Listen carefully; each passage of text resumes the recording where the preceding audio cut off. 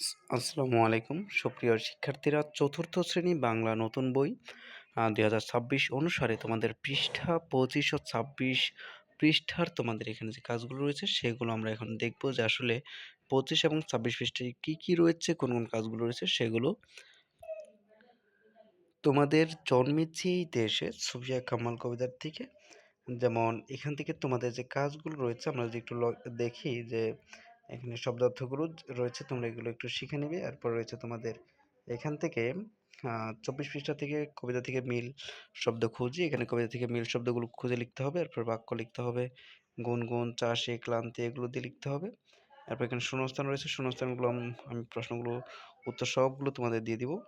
সুতরাং তোমরা পুরো ভিডিওটি তোমরা দেখতে থাকো। আমি এখন তোমাদের একটু কাজগুলো দেখিয়ে দিব, উত্তরগুলো কি হবে। তোমাদের পঞ্চম অধ্যায়ের ২৫ ও ২৬ পৃষ্ঠা অধ্যায়ের কবিতা থেকে এখানে মিল যে শব্দগুলো সেগুলোর থেকে আমরা একটু দেখি। যেখানে হবে বেলা, খেলা, দেশ, বেশ, মন, ভন, গর্ব, সর্ব, আকাশ, বাতাস এগুলো হবে। এবং বাক্য লিখে এখান থেকে যেমন গুঞ্জন থেকে তোমাদের বাক্য তৈরি করলে হবে সকালে পাখির গুঞ্জনের চারদিক মুখর হয়ে ওঠে। চাষি দিয়ে যদি বাক্য গঠন করি তাহলে হবে চাষি মাঠে ধান চাষ করে। ক্লান্ত দিয়ে হবে সারাদিন কাজ করে সে খুব ক্লান্ত। সম্মান দিয়ে হবে আমাদের সবার সম্মান করে কথা বলা উচিত। নদী দিয়ে বাক্য তৈরি করলে হবে বাংলাদেশ নদীমাতৃক দেশ। পথ দিয়ে বাক্য তৈরি করলে হবে আমরা সঠিক পথে চলবো। এগুলো হচ্ছে বাক্য তৈরি করবে তোমরা এভাবে করে, তোমরা যে কোনো বাক্য দিলে হবে। তারপর ৩ নম্বর রয়েছে এখানে শব্দ দিয়ে শূন্যস্থান পূরণ করতে। এখানে দেখতে পাচ্ছ এই শূন্যস্থান বাক্য শব্দগুলো রয়েছে, ওই শব্দগুলো এখানে শূন্যস্থান পূরণ করতে হবে। যেমন আমরা বড়দের এখানে সম্মান করি, এখানে শূন্যস্থানে হবে সম্মান। তারপর খ নম্বর এখানে কৃষক, কৃষক হয় বিশ্রাম নিচ্ছে। তারপর কৃষক মাঠে নানা ধরনের ফসল ফলায়।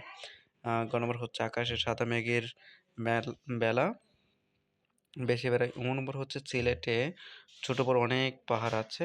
নম্বর হচ্ছে আমরা স্বাধীন দেশের নাগরিক। ৪ নম্বর এখান থেকে তোমরা দেখতে পাচ্ছ যে প্রশ্নের উত্তর বলিও লিখি। এখানে প্রশ্নের উত্তরগুলো লিখতে হবে। যেমন ক্লান্তি দূর করতে কবি কি করেন? কবি সুর নিয়ে গান করেন।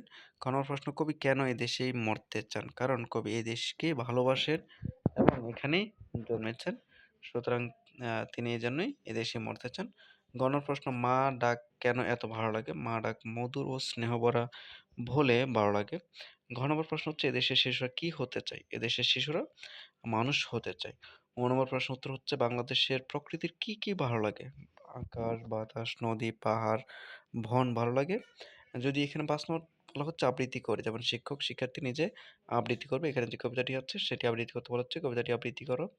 এখানে আবৃত্তি করবে। এরপর ৭ নম্বর ব্যাখ্যা হচ্ছে যে ব্যাখ্যা বলিও লিখি।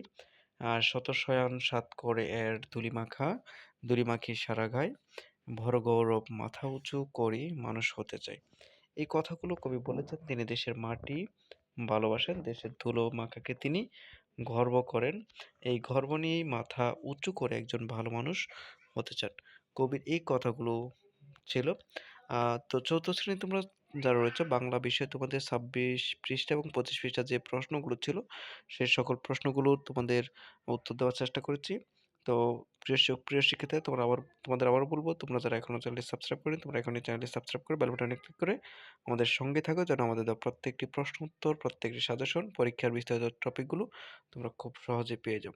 সেজন্য বলবো পুরো ভিডিওটি দেখার জন্য তোমাদেরকে অসংখ্য ধন্যবাদ এবং আমাদের সঙ্গেই থাকো।